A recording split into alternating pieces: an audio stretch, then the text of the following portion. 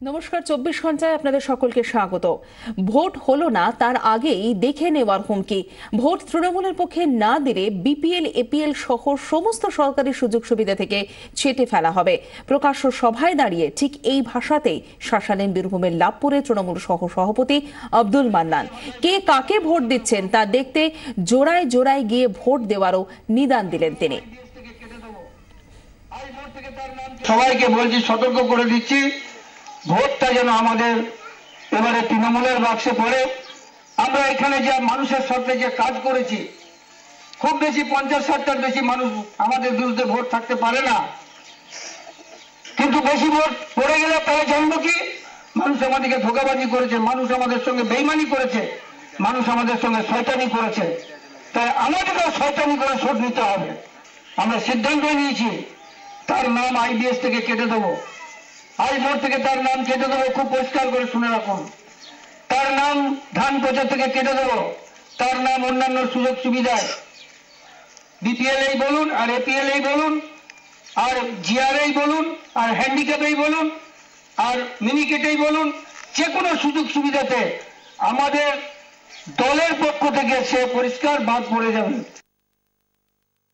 বীরভূমের লাভপুরে তৃণমূলের সহ সভাপতি আব্দুল মান্নান তিনি শাসাচ্ছেন এবং তিনি যেটা বলছেন যে তৃণমূলের পক্ষে যদি ভোট না পড়ে সেক্ষেত্রে তারা কি কি করতে পারেন, বিপিএল এপিএল সহ সমস্ত সরকারি যে সুযোগ সুবিধে রয়েছে সেই সমস্ত সুযোগ সুবিধে থেকে ছেঁটে ফেলা হবে, মানুষকে সেই সুযোগ সুবিধে দেওয়া হবে না। এবং প্রকাশ্য সভাতে দাঁড়িয়ে ঠিক এই ভাষাতে আপনাদের আমরা শোনালাম যে কিভাবে শাসাচ্ছেন বীরভূমের লাভপুরের তৃণমূলের সহ সভাপতি আব্দুল মান্নান। কে কাকে ভোট দিচ্ছেন তা দেখতে জোড়ায় জোড়ায় গিয়ে ভোট দেওয়ারও নিদান দিলেন এই বীরভূমের লাভপুরে তৃণমূলের সহ সভাপতি আব্দুল মান্নান। সকলে গিয়ে জোড়ায় জোড়ায় ভোট দেবেন এবং পরস্পরকে দেখবেন তৃণমূলে ভোট হচ্ছে কিনা, এই ধরনের শাসানিও দিলেন তিনি।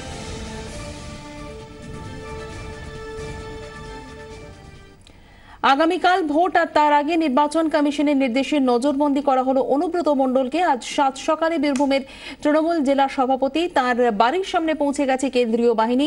বাড়ি ঘিরে চলছে কড়া পাহারা। প্রথম দফায় পৌঁছেছেন কেন্দ্রীয় বাহিনীর 8 জন জওয়ান এবং পরে সকাল 8টার মধ্যে অনুব্রত বাড়ির সামনে পৌঁছে যান সিউড়ি ডেপুটি ম্যাজিস্ট্রেট মৃন্ময় দাস, সঙ্গে ভিডিওগ্রাফারও রয়েছেন। তাদের সঙ্গে দ্বিতীয় দফায় আরও 10 জন কেন্দ্রীয় বাহিনীর জওয়ান পৌঁছন। ভোট শেষ না হওয়া পর্যন্ত এবং তারিখ এবং সময় সহ অনুব্রত মণ্ডলের সমস্ত গতিবিধি ভিডিও রেকর্ড করার নির্দেশ দিয়েছে নির্বাচন কমিশন এবং কমিশনের এমন করার সিদ্ধান্তে অবশ্য টলছেন না বীরভূমের শাসক দলের এই স্ট্রং ম্যান। অনুব্রতর দাবি যে সব করে বীরভূমের লালমাটিতে ঘাসফুল ফোটা বন্ধ করা যাবে না। আমাদের সঙ্গে রয়েছেন এই মুহূর্তে আমাদের প্রতিনিধি প্রসেনজিৎ মালাকার। প্রসেনজিতের কাছ থেকে জেনে নেব, প্রসেনজিৎ, এই মুহূর্তে বীরভূমের দাপুটে নেতা অনুব্রত মণ্ডল তার বাড়ির সামনে ছবিটা ঠিক কিরকম?